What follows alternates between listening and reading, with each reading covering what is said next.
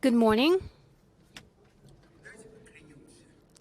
Let us take an oath, or give an oath, no matter what happens, no matter where we go, every year, this year, we will get together at Moscow Financial Forum and start the discussion with economy.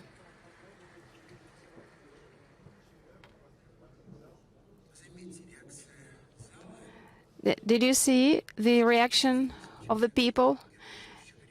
It was more interesting than the reaction of German Gref. He was not very happy with that perspective. Well, you will say what you want to say. Just hold on for a minute. Colleagues, today, what we are going to discuss is, it wasn't invented by me or by any one of us. Somebody decided that we should speak about evolution of reforms and about priorities. And then the question is, who is the best person to speak about priorities and evolution of reforms? Here we have people who do not need introduction. A person who will symbolize the 90s, no matter what happens, cannot imagine how hard it was to work in those times. No one will remember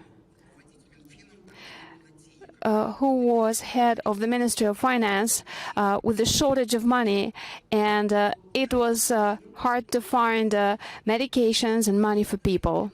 This was the time when the fate of the country was determined. So here we have the people who are responsible for the huge leap that the country made in the early 2000s. Naturally,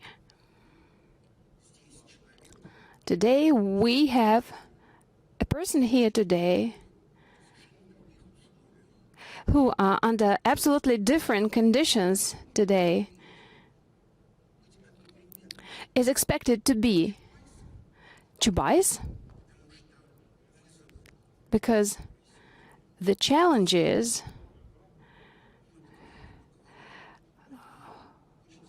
to Russia are very serious, and he is at the same time is expected to address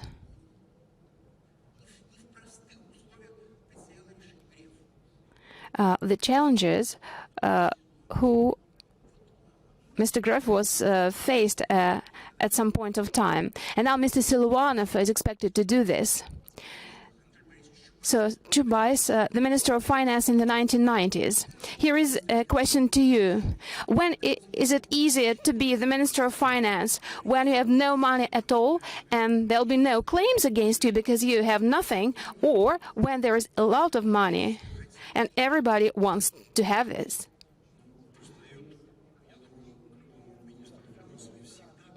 Well, I'm sure the Minister of Finance is always challenged, no matter what the conditions are. But it's like a question, what is better, to be a boxer or a Nobel Prize winner?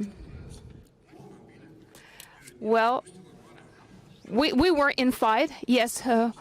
We had injuries, we injured others. Everything was in our lives.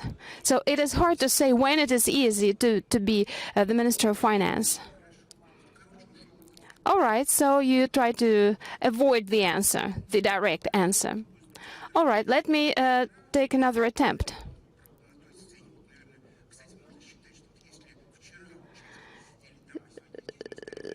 So do believe that now that you sit here, you are closer to the people than we were here yesterday. Well, especially me. Yes, I'm very close to the people. You've never been far away from the people. We will certainly discuss the evolution of reforms. But let's discuss the priorities.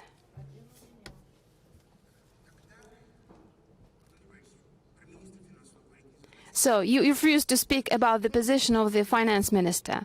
Let's talk about today. Today, do you believe you can identify major priorities for the government, for the state? So when you mention 20 priorities, they are not priorities any longer. So please give me 3 major priorities. Please, what are the major priorities from your point of view? Management of the economy and management of the state is a simple thing in a way. It's like driving a car. You just press the brake pedal or the gas pedal. So as you understand, you need both. The gas pedal is the economy, the first deputy of the chairman of the government, and the brake is also necessary. So those 2 things are necessary to manage any complicated system. So today we're able, or we have been able to press both pedals so much that it is we have the best fiscal policy ever, the best monetary policy. The level of inflation was a dream. Well, the level of the inflation that we have now was a dream back in the 1990s. Well, the growth is 1.1%. That means no growth, because we're pressing 2 pedals at the same time, and we will not be able to drive further or faster by pressing 2 pedals. Which pedal we should release? Well, I'm ready to answer this question, but I think I should give the floor to the others first. All right. Well, I'm not a technical person, to be honest. But so what you are saying is that we're pressing both pedals. But where is the priority? Well, I think we need to do something with the pedal that is called the law enforcement system. So, in other words, the priority is the reform of the law enforcement system. What I'm saying is that there are no economic recipes or ways to address the economic issues. So this, what you are saying, was part of the economic development program developed by German Gref, and this was the beginning of this program.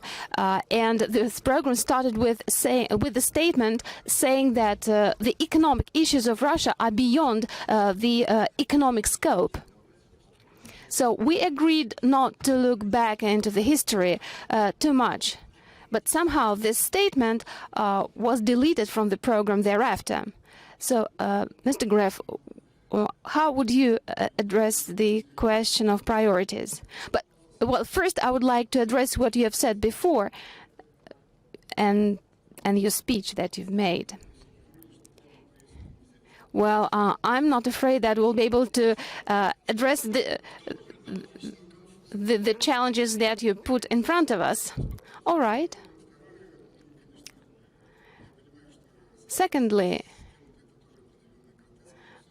I understand that comparison is not an easy thing, but a lot of people contributed to the program of the economic development in the year 2000. Both Mr. Chubais and Mr. Silovanov, they all took part in the development of that document. But to make it a long story short, I remember a great saying, a great sentence said by one of the Russian reformers, Alexander II, it is not difficult to manage Russia, but it is absolutely useless.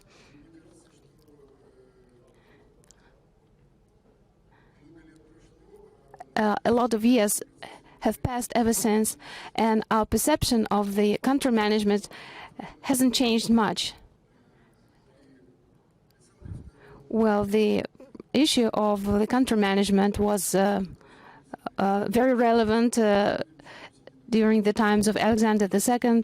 It is still relevant and still key.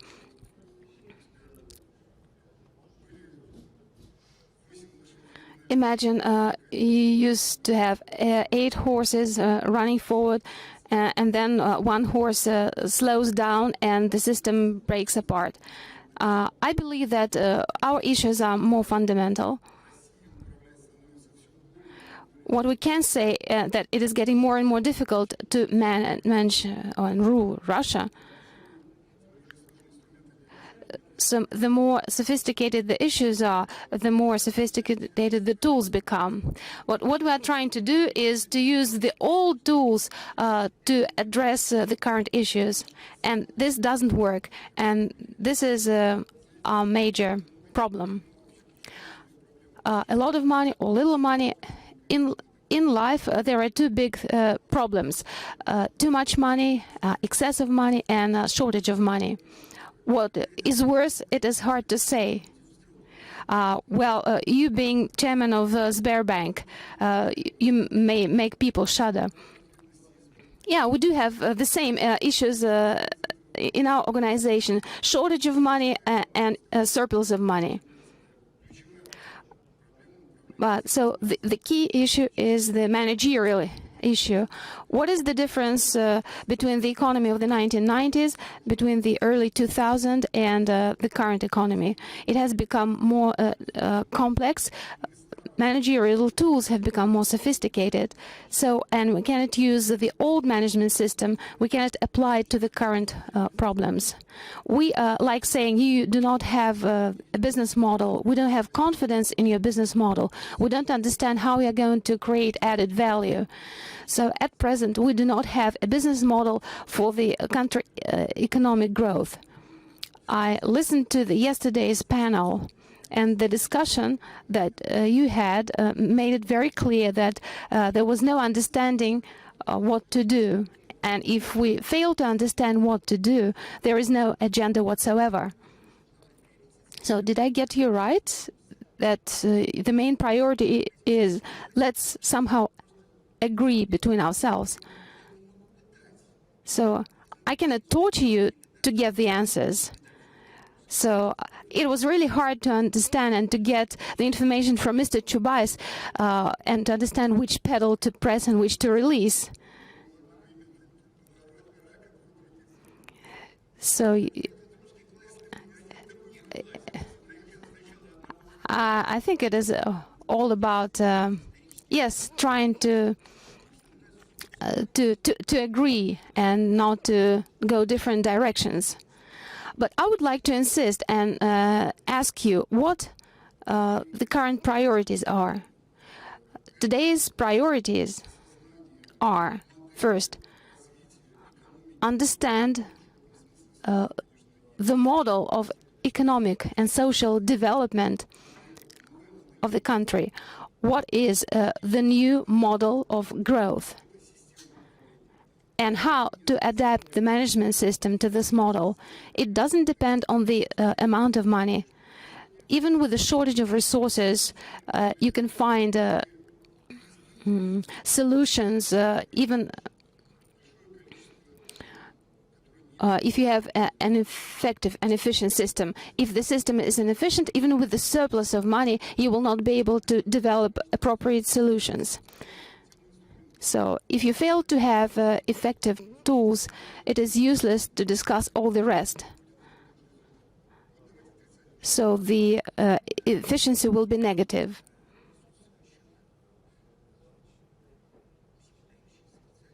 So we're all experts here, but those who listen to us, the whole country, on TV, for instance, I would like to clarify for their sake. So today, the priority is to define the model, and number two is to create the management system which will be operable. So you mentioned the law enforcement system, the management system. Mr. Silvanov, I would like to address you with the same question about the priorities of today. So I'll put it simple. The priority is for the people to live better. It's a good answer. Now let us discuss how to consolidate all these models and priorities. Can we not start with the law enforcement system reform? Therefore, we will, if we decide to discuss it, we will not be able to have people who are responsible for the law enforcement system. Let us first discuss the economic growth. When Mr. Greff mentioned yesterday's panel, he said there was no model of growth at all. But there were some suggestions, like to cancel the flat taxation rate, income tax rate, and there were other solutions suggested. Can we have slide number 1? To be more specific, let us discuss numbers. So this is the economic development starting in 1980. So the real GDP growth, the curve represents the real GDP growth. So if you have a look at this chart and the history, it gets obvious that the crisis of 2008 and 2009 and recovery, 7% of GDP were thrown into the system to recover from this economic downturn. So that inflow of government money, of budget money, it did not produce any result. So the growth of 2010 was not stable. The economy began to slide down again. So remember perestroika and acceleration of the economy of the 1980s, when a lot of money was thrown into the system and slowed down immediately thereafter. Today we have national projects. So the government was able to concentrate huge resources that are invested in the economy. So I would like you to say whether we can discuss economic growth at all. Let us start with German Greff. Вы обеспечили самый большой экономический рост в стране. Извините, когда вы говорите о том, как... Well, you achieved economic growth in a country. I agree with you when you say that many people participated, but let me remind you that your program included reform of law enforcement, Mr. Chubais referred to, which never happened, and never happened for a simple reason, because Minister Kudrin, who was then Minister of Finance, refused to sponsor it. So it was part of Greff's program. So what's happening today? Today, there's much more public money injected in the economy, and that's a lot more than you needed for your program. Let me make 3 comments about Kudrin. First, it would have been much simpler if Kudrin was the only one in charge of law enforcement reform, which was much more complicated than that. Kudrin understood that it was needed, the reform was needed, and he was ready to participate, but there were problems related to different stakeholders. Then again, if we recall yesterday's discussion, first I said that yesterday's discussion is very demonstrative in a sense that it showed that we don't have a vision of a future, a model of economic growth, an idea of a breakthrough. It might seem strange, but I agree with all participants yesterday, because the essence of yesterday's discussion was that since we have no clear vision, neither in finance nor in the economy, nor in the monetary policy, we tried to look elsewhere for sources of economic growth. The government would say central bank needs to, fine-tune its policy, change supervisory requirements, reduce rates, etc. Then central bank started protecting itself, saying, look, we have structural problems. Let us look at what's happening in the economy at large. No matter how much money we inject in the economy, it produces zero effect, like you said. Mr. Graf, I have a request. I still remember, how you do it at those traditional Burbank breakfasts where you show me the time is out, and I obey you. So let me guide this discussion. Let us not focus on yesterday's discussion. Let us instead talk about the economy, because we have people here that have ideas of their own. We heard previous speakers yesterday. But let us not comment on what they said. Let us speak our minds. We're not accusing anyone. The blame game was there yesterday. They were all blaming each other for lack of economic growth. Oh, I knew we'd get there eventually. No, Mr. Silonov, no. It's Graf's time. But you interrupted him. I'm a moderator. I can interrupt any of you within the next 90 minutes. Okay, I'll start with yesterday's discussion. And I agree with Anton Germanovich. We should not raise fiscal expenditures. It will have zero effect. We should not impact monetary policy significantly. It would have zero result. And as for national projects, they will not generate desired results either, for a number of reasons.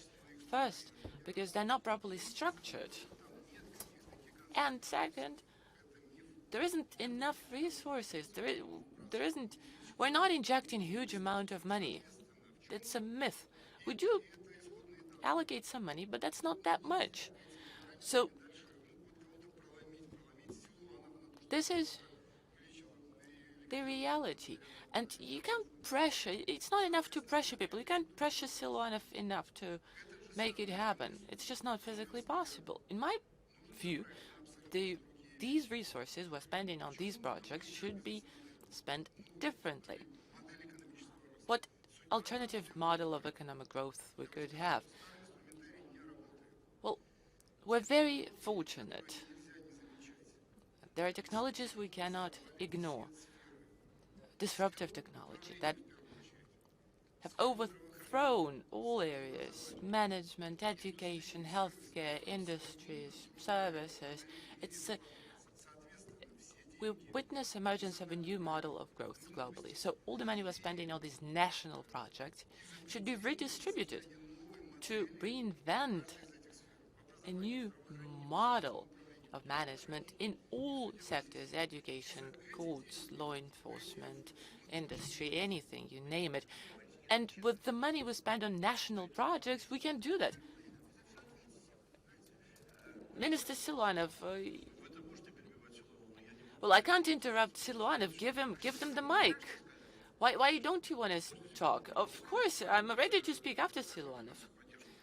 But we're supporting Rusnana. We give them financial support.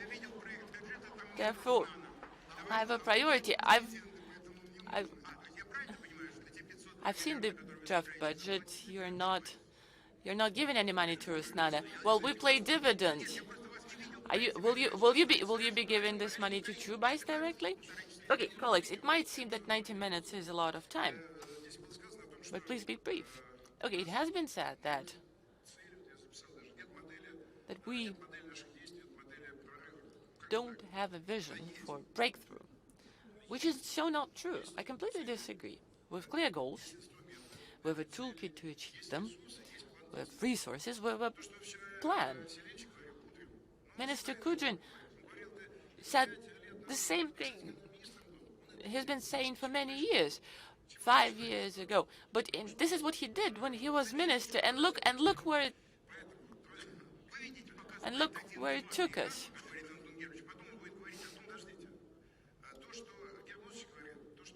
Look, Mr. Graf is saying that our mechanisms, our approaches are imperfect, which is probably true. But let's make a change. It's not, carved in stone, but with clear-cut goals, with resources, not just financial, with people that are up to the job. But it's basically all it takes in a model that you referred to. Clear-cut goals, responsible attitude, and sufficient resources. It's all there. And this is not what we used to have in the past. No, of course not. It's a car that has wheels.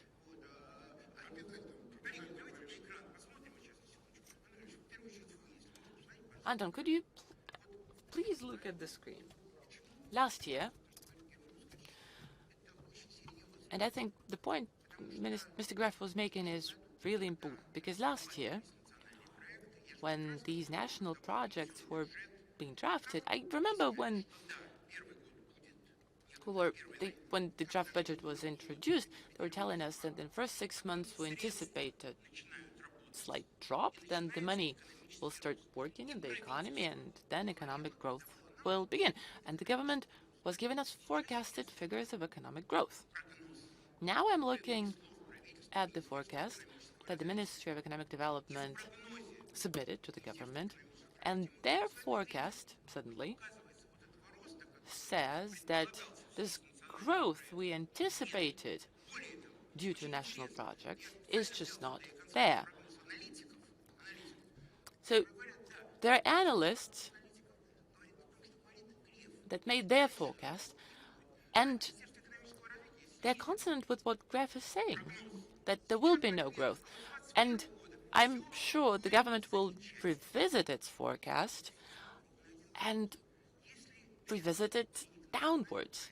So my question is, in 2018, after the Ministry of Economic Development started to oversee statistics, and it forecasted amazing economic growth without national projects. So maybe we don't need these national projects at all if this impressive economic growth can be achieved without them. Again, we have clear forecast that states that national projects are not working. So why have them? No, I disagree.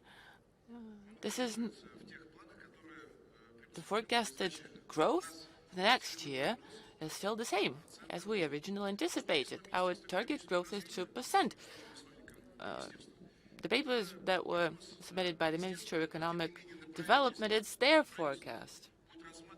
But the government's forecast will be 2%. No. Do I understand correctly? Let me get it straight. Do I understand correctly that the reduction of pace of economic growth is not government's forecast, but individually forecast of the Ministry of Economic Development?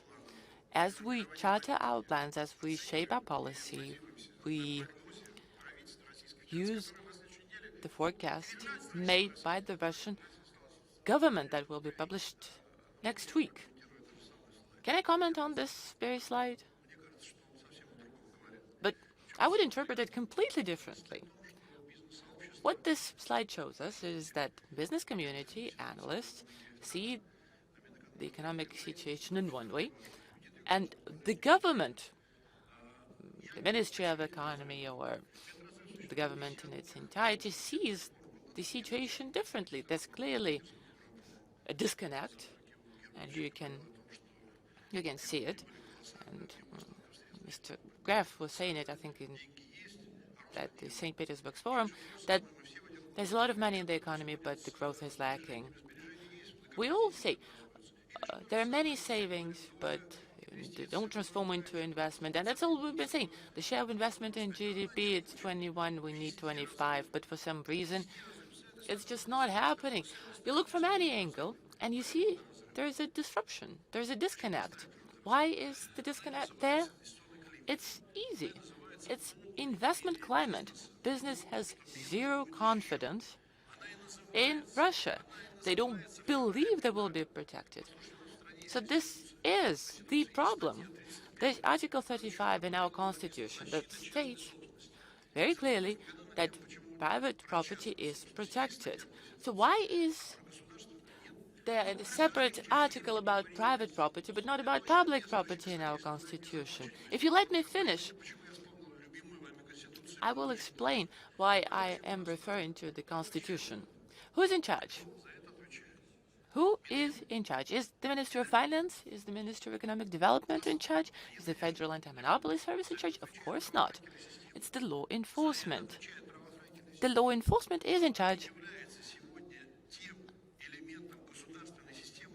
And they are responsible for this disconnect, for the disruption. Ask 100 businessmen, and you will get an answer. Don't interrupt me now. Don't interrupt me now. You mentioned twice that Chubais is suggesting to reform law enforcement. I'm not. Gref is. What do you mean? Chubais is always offering reform. No. Gref is a young reformer now, and Chubais, I'm an elderly conservative. You know, things changed, and you've missed the change. What you just said is very relevant for today's discussion. Do you mind if we talk once in a while, not just you, though you are the moderator? What I'm trying to say, the point I'm trying to make is very simple. I'm against reform of law enforcement, because any reform is redistribution of power. I don't see anyone in this country capable of doing it. My suggestion is much simpler. Let us change our targets. Let us start by demanding law enforcement to comply with the Constitution. Let's just tell them, look, you've been substituting civil code with criminal code. In any situation when there's conflict between two businessmen that could be resolved through arbitrage or civil court, suddenly law enforcement agency would emerge and it ranges from Serebrennikov to Calvi cases, both complete disgrace, completely unlawful, and there are millions other cases. So let us just tell the law enforcement, stop criminalizing disputes that should be dealt with in civil codes or administrative codes. Okay, now I understand why we're doomed. We'll never be able to talk about economic growth. Look, he's not letting me comment. But you made an important point, I think. You mentioned investment climate. Let's not jump from one point into another. And you started commenting on my next slide. But I want to hear an answer to a different question.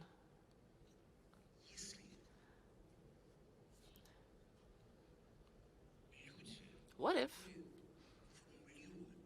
people that make forecasts, what if they have no confidence in economic growth? I see two options. Either other people need to work on forecasts for economic growth, or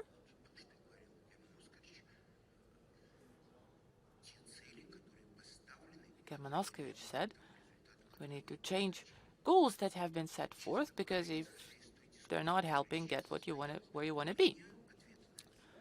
And I don't have an answer based on the discussion we're having now, and I don't think the audience has it. Mr. Gref, I'm trying to figure out one thing. Do you think national projects help to achieve economic growth or not? Because economic growth is not something abstract. It's not a figure. It translates into living standards of people. Unless there's economic growth, we will not have high living standards. If growth goes down, we will not be able to achieve it.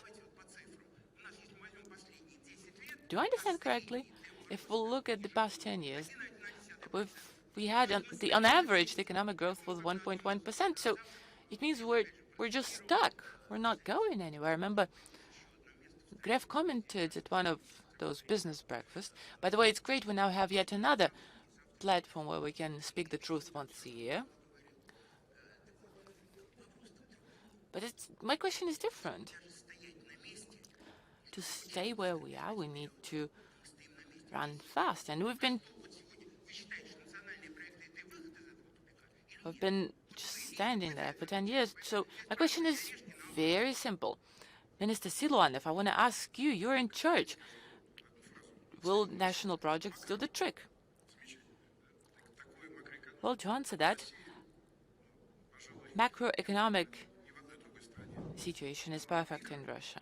But if we look at microclimate, property rights, ease of doing business, access to resources, to put it mildly, it's low. It's as low as it can be.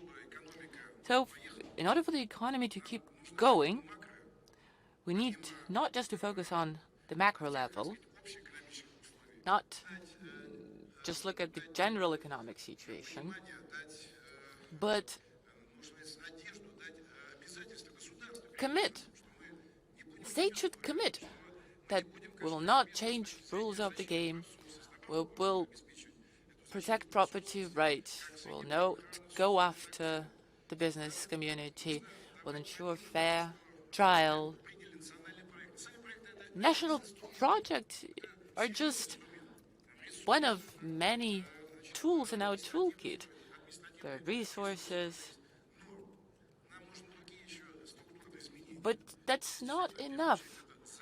It's not a cure-all. We need to focus on other aspects. Protection of property rights, for instance. National projects do help,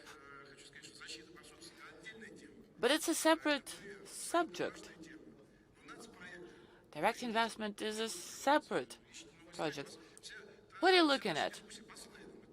You're basing our discussion on slides, but it's a lively discussion. We shouldn't be. But I'm just checking what you say. Whether.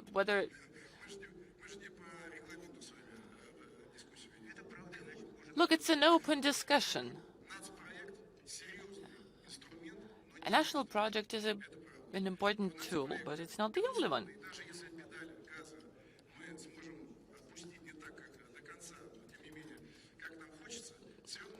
And even if we are not as efficient, we will advance through this national project, because through them we're supporting SMEs, we're raising productivity, we're supporting exporters, supporting digital. It's bound to work, because this is what we've been lacking for many years. And now finally the state has allocated a lot of resources.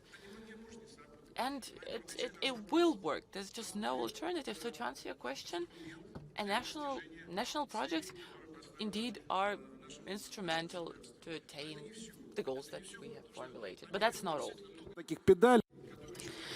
There are so many throttles and pedals that keep slowing down the movement forward. And we need to manage them as well. Yes, but you said even if we release the gas pedal a little bit, you probably wanted to say even if we could release the brake pedal. Yes. I believe German Gref would like to respond and comment of what we've been discussing. Can we have this? Can we have slide 4 put on a display? Share of investment in GDP. Yes, investment in GDP. Well, it's not that I forgot that Mr. Chubais is here. We'll continue discussion with him again. So the level of investment is at the same level as when you retired. And then we expect investment to grow. Why would it grow, in your opinion? If you don't mind, I will support Minister Siluanov and say the slides are good, but let me mention something. Anatoly Chubais said he was a conservative. Probably He's either a romantic or a strategist. Remember a good joke? Turn into hedgehogs and you will not be eaten. But why do you advise it? I'm not a tactic, I'm a strategist. So how to make our law enforcement system start protecting business? Why would they do it? Why would they close criminal lawsuits? They're making money on it. So the causes remain the same.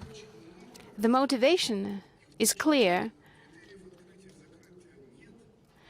There are no clear-cut criteria for opening or filing lawsuits and closing lawsuits, criminal lawsuits.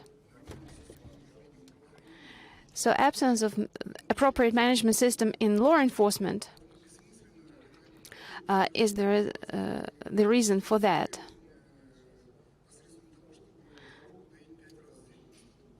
So it's like how to make a cow give more milk. Milk the cow 5 times a day instead of 2 times a day. It's the same approach.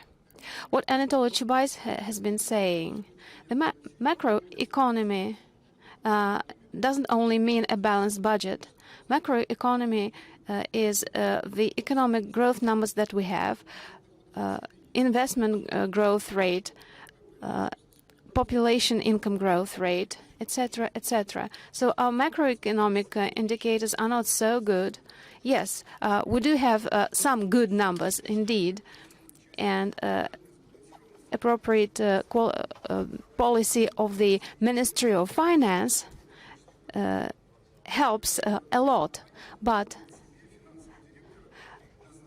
no CFO would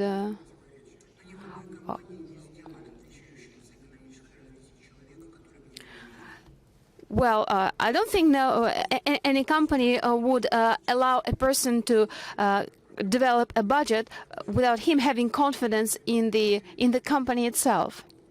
Well, some people believe in national projects. Kudrin doesn't believe in national projects. I do not believe in them because I don't see the link between what has been planned and the numbers that we expect.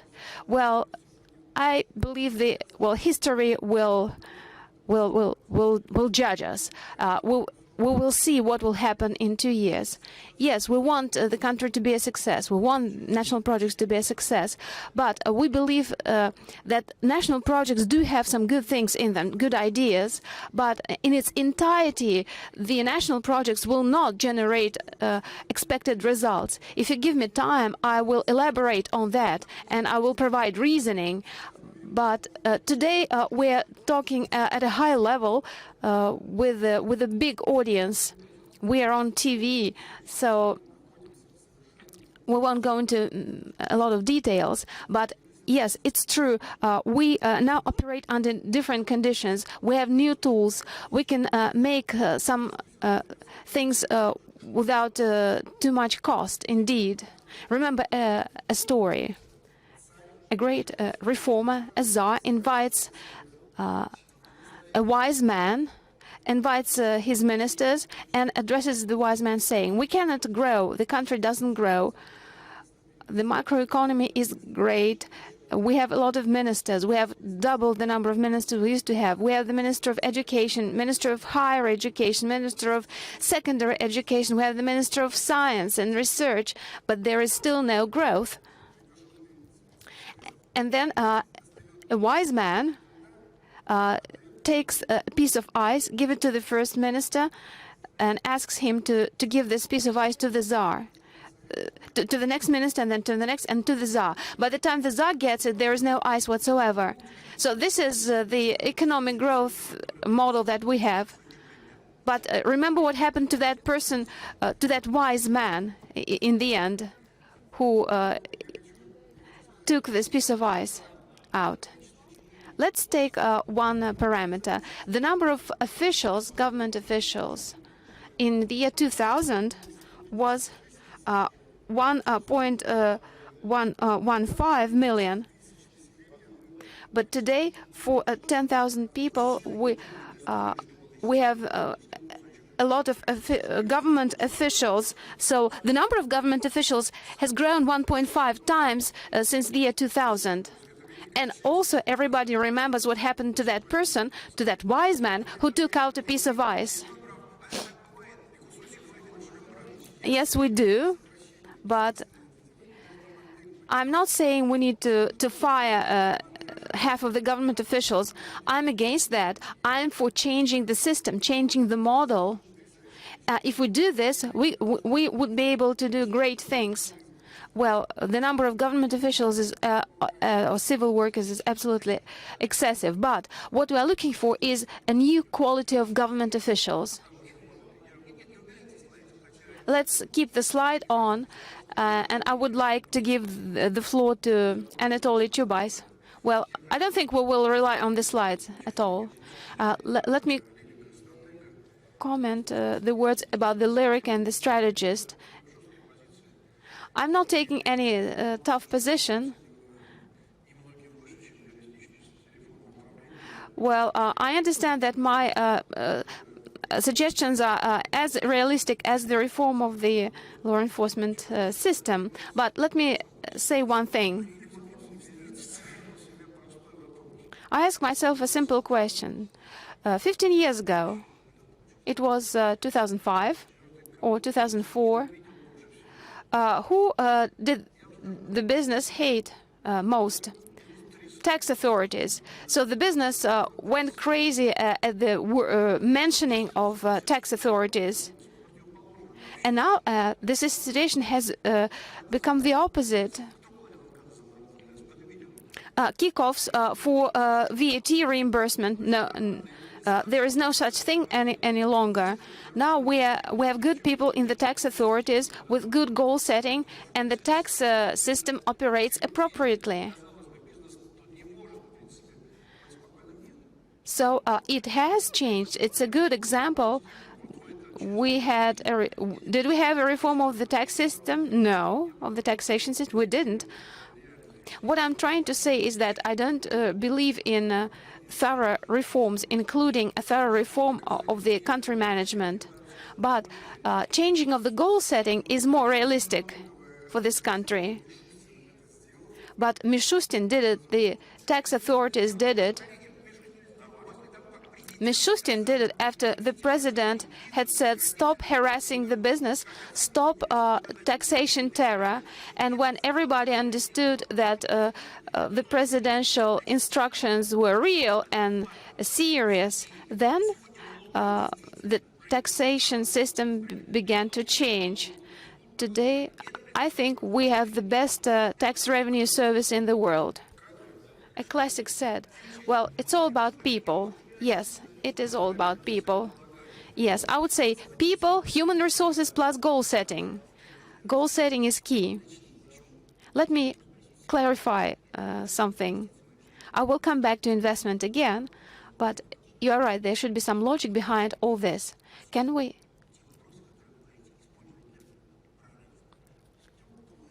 Talking about the breakthrough. This is what Mr. Silovanov is challenged with. So imagine. The argument between Oreshkin and Nabiullina is pretty simple. Where to direct money to? To enterprises, to company loans, or consumer loans? And Nabiullina is saying that people take consumer loans not because their life is good, and vice versa.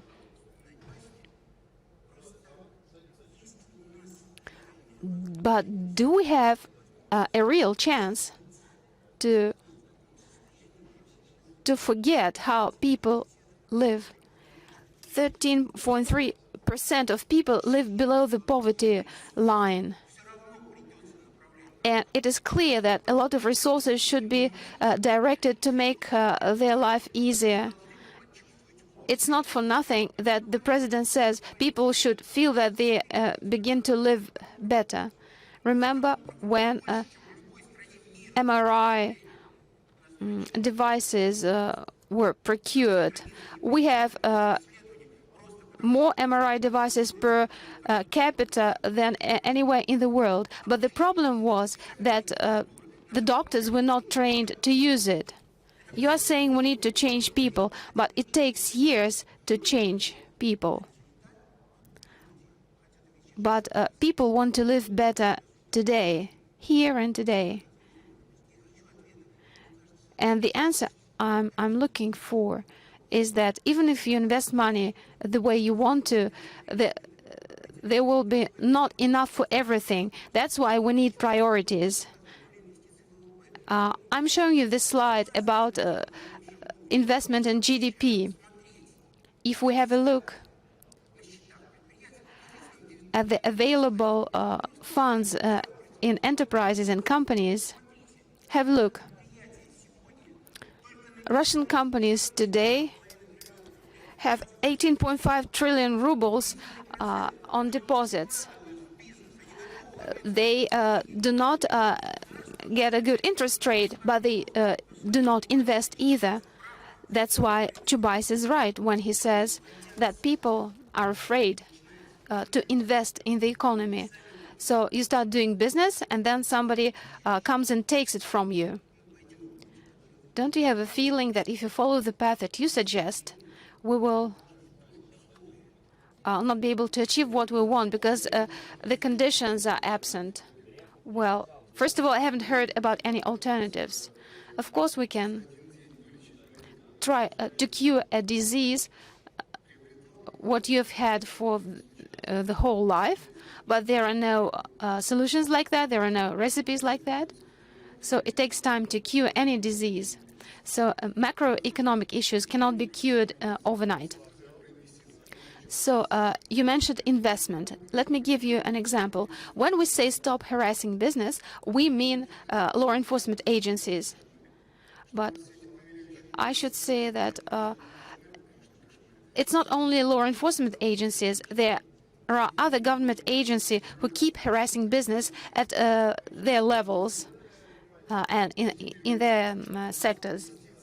So imagine investment in oil refinement has been zero in the past years because the tax requirements and conditions have changed twice in recent time. So we're now thinking how to change the laws to make oil companies invest in oil refinement. Because what they see is that any investment generates a negative payback, which is not acceptable. So we keep speaking about tax administration in any industry. Tax administration, when Chubais mentioned tax administration, people started applauding in this audience. So I don't believe anyone can stand up and say we have bad tax administration. Yes, we are proud of having this breakthrough in tax administration. But the question is, what stands in the way of doing the same in the tax policy, not tax administration, but the taxation policy? Why cannot we do the same there? For example, for the oil and gas industry. How could we have confidence in the government if we don't do this? We lack confidence in long-term projects. We have lost a lot of money because of those tax maneuvers. We take up long-term projects, understanding that the rules of the game will change in those 10 to 15 years of the lifetime of the project. We need to change the whole environment for the business. How many years will it take to change the environment? Let me finish first. As far as the social policy is concerned, there will always be an important, a critical issue the government will have to take care of. If poverty is our major problem, then let us not invest in business and simply help people. ensures social security. But before you give your comment, may I, as a witness, ask you something? Just a witness, not a prosecutor? No, I'm talking from a position of the witness. I remember a discussion about the tax system, about the tax laws being and remaining the same for a certain period of time. What do we have now? We have 22% of VAT, and we have 22% of social spendings by companies. The business was against having a high VAT rate.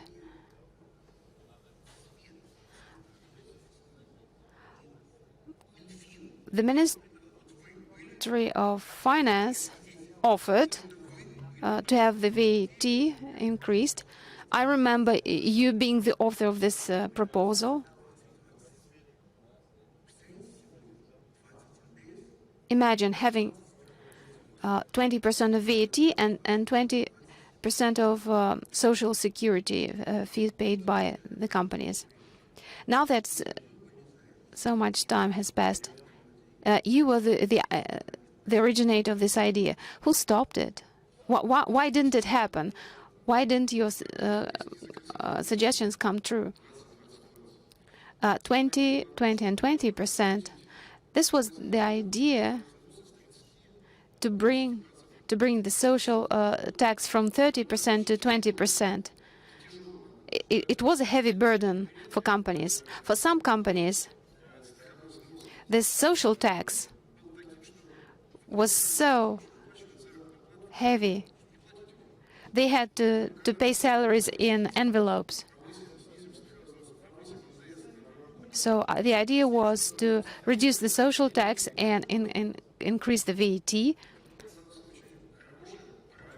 I thought it would be could have been a good idea that could have made our companies' life easier. But my idea was not upheld, unfortunately, because a lot of people were afraid of such big changes. There was no consensus in the government. Many people were saying, how are we going to live? What about the social security funds? How they're going to be replenished? Although we were ready to take care of the pension fund.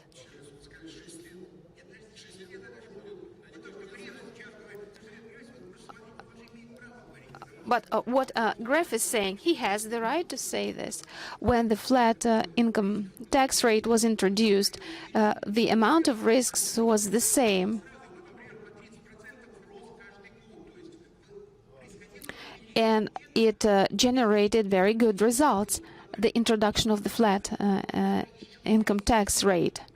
But what you suggested could have led to a much bigger breakthrough.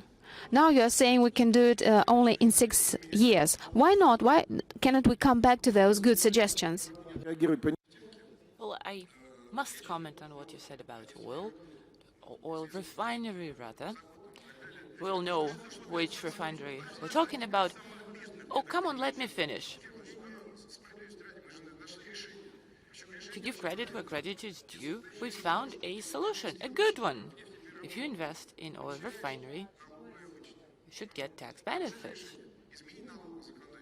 tax exemptions. Is that changing tax legislation? It is. Is it helping the business community? It is. Well, tax code, again, it's not something carved in stone. It's a living instrument. Change happens. Innovation is needed. So unless we respond to business community requirements, we will halt the progress. So we did respond to the situation. Mr. Graf raised this question, and we found a solution. The question is as follows. Macro instruments have certain deficiencies. When you regulate an economy, there are those that win and those that lose. I'm trying to say something else. If you change tax burden, if you worsen the situation, if you raise tax burden, Mr. Chubais spoke about private property rights that are enshrined in Constitution. But there's this global rule. Don't raise tax burden once people have trusted you and started investing a lot of money, $5–10 billion, because a cycle is just longer. It takes 5 years for it to break even, and then they will start making profit, and you change rules of the game. You raise taxes more than twice in 5 years, and people lose money. And refineries are not the only example. Raising VAT by 2%, it's a huge change for the economy, and not the only change we've seen. Let us talk about other areas. If you're talking about that particular company, the project originally was structured in such a way it was doomed to fail. But no one knows which project you're referring to. When you talk about change in tax regulation, people only remember raising VAT. They don't remember benefits. They don't remember that tax on some types of assets were raised. This is true. This is true. Indeed.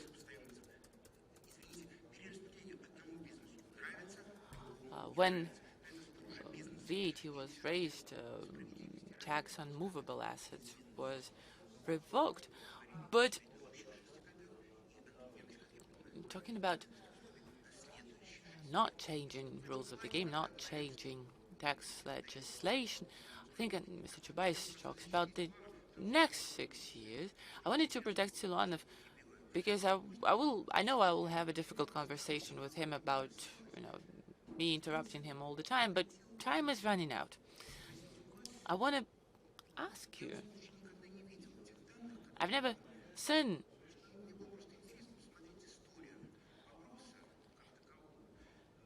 when preparing for this event, I started to look at statistics, which I never did before. And if we could have slide number 5 on the screen. Here you see correlation between GDP per capita in Russia, US, Germany, France. I've tracked it back as long as we could, comparable data. So we started in 1870. Made no sense to go deeper in history. So look, GDP per capita, we all understand, is the living standard of people. And see, we've had wars, revolutions, reforms. Yeah, but Russia is not on that slide.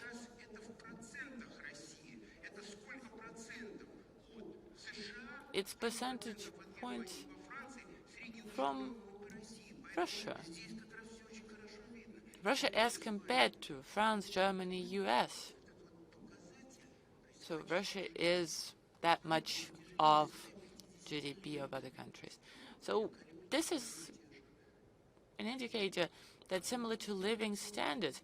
And see, irrespective of whatever reform you do, it fluctuates, but it fluctuates together with similar indicators of other countries. Are we doomed? Why are we always behind? Are we doomed?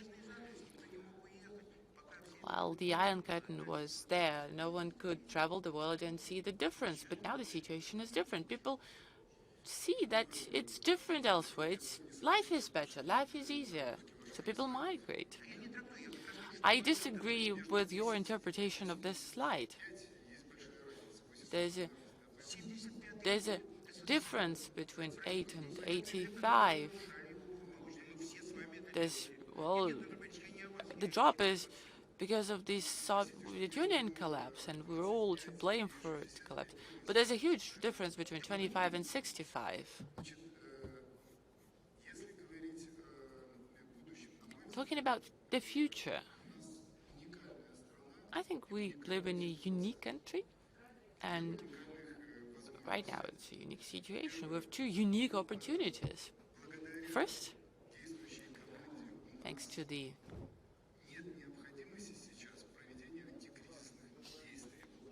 current team in government, there's no need for anti-crisis reform. You've got the 3 people here, and 2 out of 3 had to deal with a serious crisis. Mr. Chubais was in the most difficult situation back in 1990s. Early 2000, well, there wasn't much better.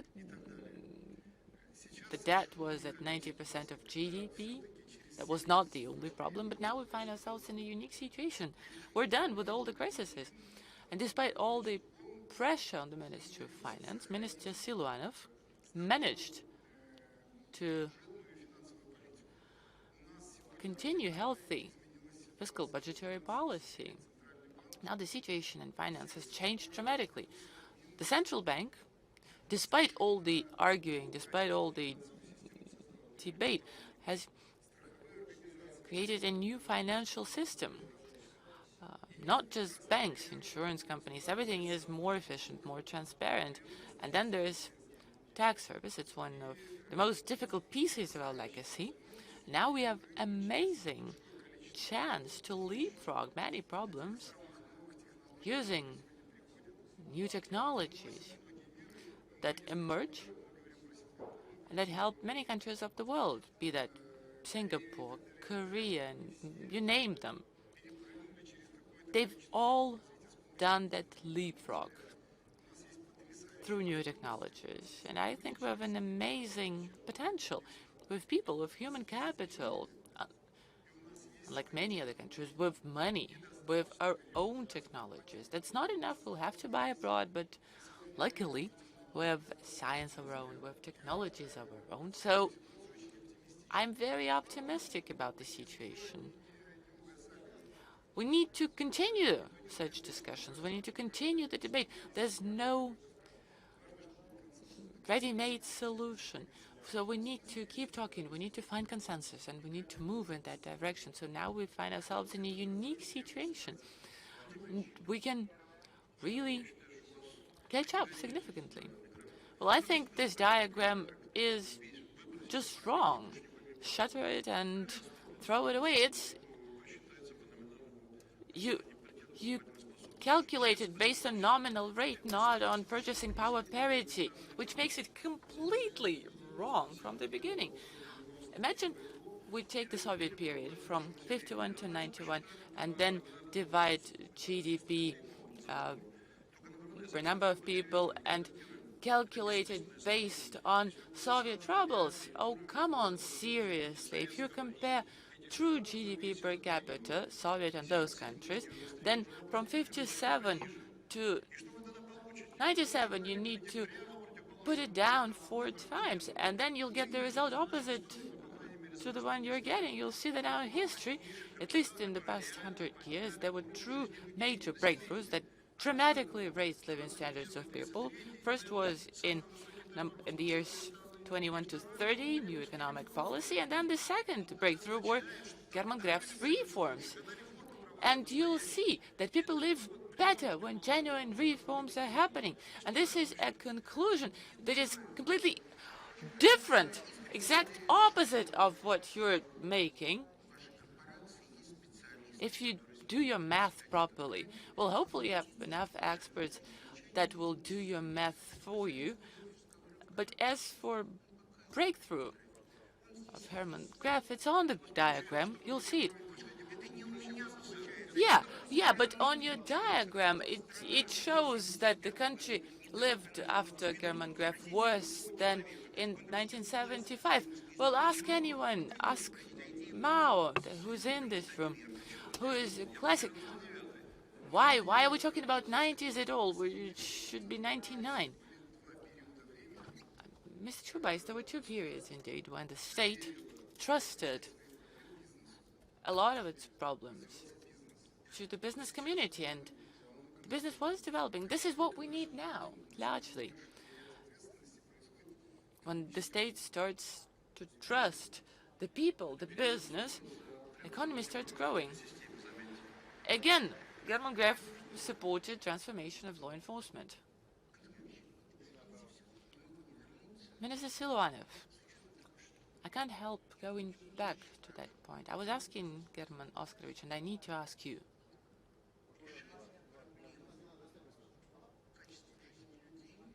We have problems. Living standards of people.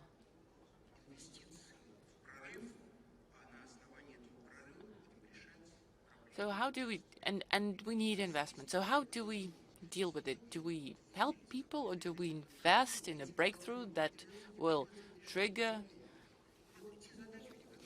rise in living standards? Do we work on parallel on the two?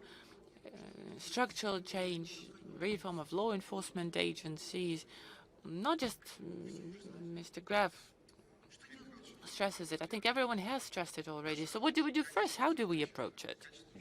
Well, raising living standards of people is our ultimate goal. Looking at real income of people, that's an ultimate goal of any state, making sure that people make more money and live better. See, you remember a quote from poet Pushkin. How to achieve that? Investment is needed. Growth is needed. For income to go up, there should be growth in the economy. To achieve growth, we need investment. To achieve investment, we need confidence. Business community to the state. To achieve confidence, we need to protect private property. We need high efficiency. And of state-owned corporations, of civil servants, does that bring us back to square one? Look, now is the time, now is the moment, the third opportunity to make a breakthrough, to leapfrog, to raise efficiency, competitiveness, and growth, achieve growth of our economy, with all it takes, with all the prerequisites. If we look at the past years, the past decades, never in our history were we that focused, that clear.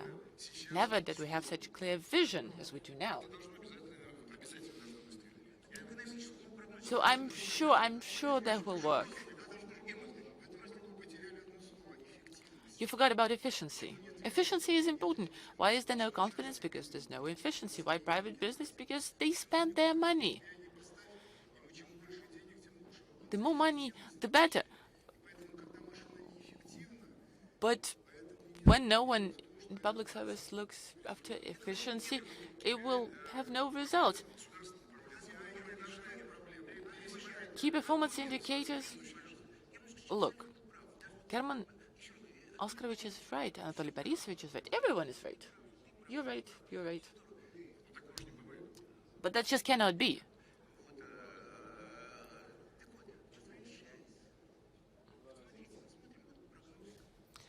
So we're looking at this forecast for socioeconomic development, and suddenly we see that although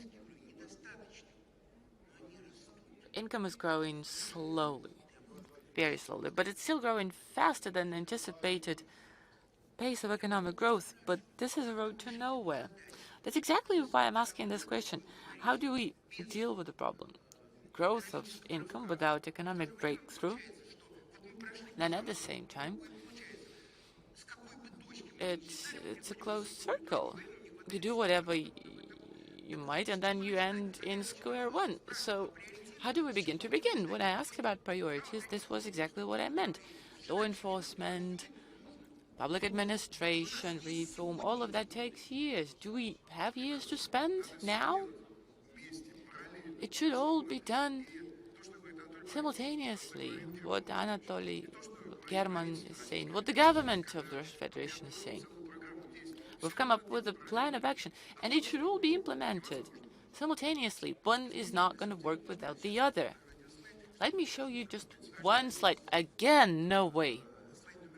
Number two,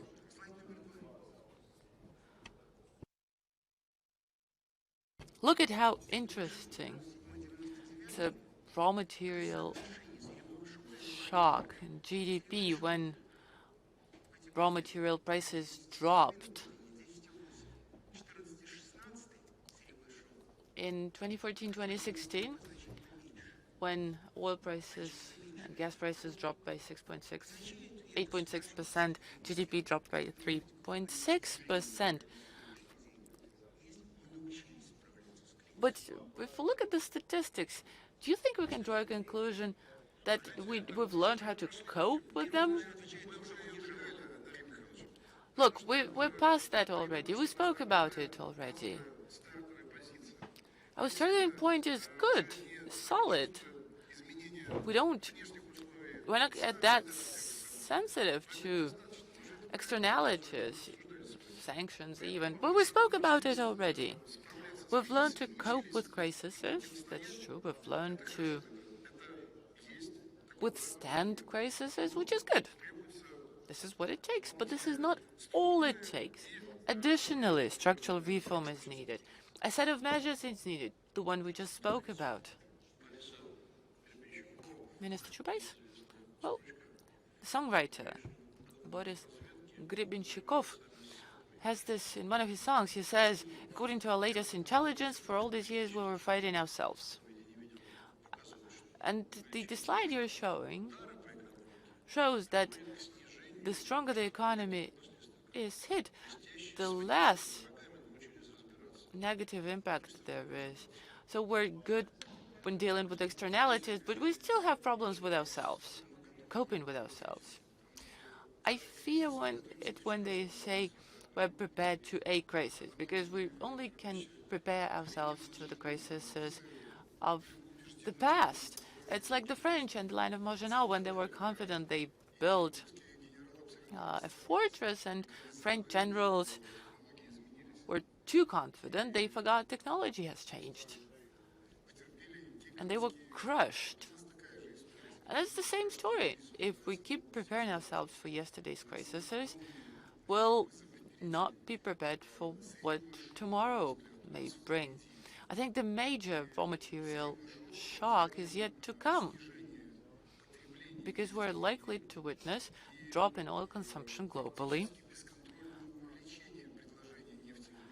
and huge increase in oil supply, which will result in a truly dramatic drop in oil prices, which could be so much lower than the lowest threshold of the Ministry of Finance. We're balanced at 40+, but it can drop much further. So we need to prepare ourselves for those new risks, and we're not ready. We need to diversify the economy, and that's just as relevant or even more relevant than the problems we had on our agenda previously. So I don't really know. I don't have a recipe how to make everyone happy tomorrow. So, like Martians will come and make us happy, but that's just not going to happen. If we want to be prepared for the problems of today, if we want to be on guard for the problems of tomorrow, we need to start and be efficient. And I want to stress this. Efficiency is the key. It's a unique moment. We can begin this work now. When we mention reforms, we are pointing to the Kremlin, saying we don't get something from the Kremlin. Today it is 2019. So do they not give us something, really?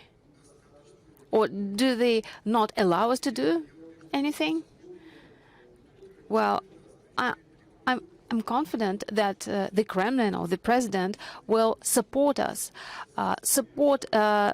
Once we choose the right model, we will certainly get the required support.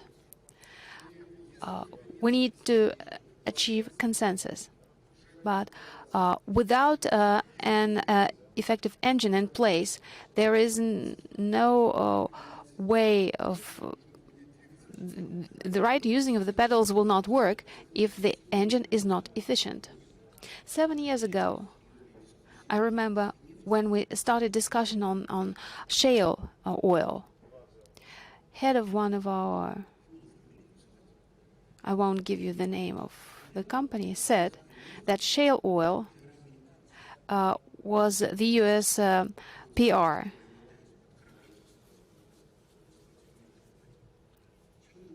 Today we understand that shale oil is very serious, that indeed the upper level is already been governed, and as production costs go down, the price will certainly go down. So the world will move away from oil, from gasoline, and we will face low oil prices. When I said we have learned how to fight crises, remember the price fluctuations of oil, 40% last year, 30% this year. But the people haven't noticed it at all. Remember 2004, by the courage of Nabiullina, at a critical moment, we let the ruble go in 2014. There was a commotion. Well, the exchange rate surged to 200 rubles per dollar, and then it stabilized. This was a good example of being able to handle crises. What do you think? Do you think that what we do is something wrong? No, what's important here is not what I think, what you think. I believe is what we do is the right thing. This is the answer to your question. But what German Oskarovich said, do national projects help us diversify the economy? Do you think the national project will help us face new crises, not the ones that we have already had, but new challenges?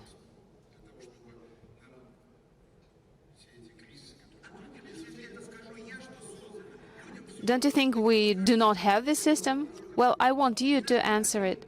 Well, I want you to make the right conclusion. I'm not going to make any conclusions now. I want you to speak up.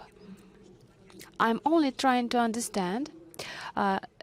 Greff raised an important matter. Are we ready for the challenges? And do national projects address future challenges?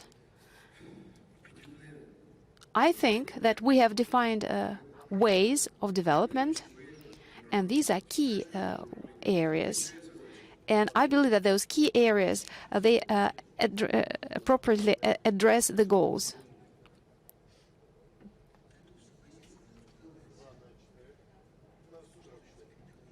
Yes, I agree we should invest in breakthrough technologies. But how can we explain to those 13.3% of the population that they should wait a little bit before they live better? I'm talking about those 13.3% of people population who live below the poverty line. What Mr. Silvanov was saying, what we do is good, and it should not be underestimated. It has been a great effort to overcome our dependence on raw material economy. But these are not prerequisites for growth. Well, I believe that the people who have taken this effort, well, they should be much appreciated. This was a thing that should have been done. But is it enough? Looking forward, going forward, we believe this is not enough. It is necessary, but not enough. And again, we cannot throw in or inject too many resources in the economy. We have only 2 minutes remaining. Yes, we can revisit the budget. We can lay off government officials and policemen and raise their salaries as a result of that. But it is hard to address the issues of every person. Yeah. Yes, we can, but we can inject the money to improve the life of those people who live below the poverty line. So again, back to the pedals. Do you have a slide on it? Do you have a chart? We have only 1 minute remaining, so we must be brief. It's a shame that you don't have a slide depicting your question. So the question is, do I believe that national projects will help us move forward? Yes, they will. Will they help us address new challenges? Yes, they will. Will they be sufficient and adequate to the size of the challenges, to the scope of the challenges? Will they help us increase the economic growth rate higher than we want to, and higher than the average global growth rate of 3.3? The answer is no. Why? Because the current economic issues of Russia cannot be addressed by economic tools.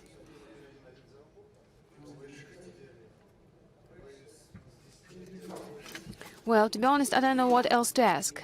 You started from the priority when you said that all our efforts should be focused on making people's lives better. So we've had a discussion. Do you believe your priorities will remain the same?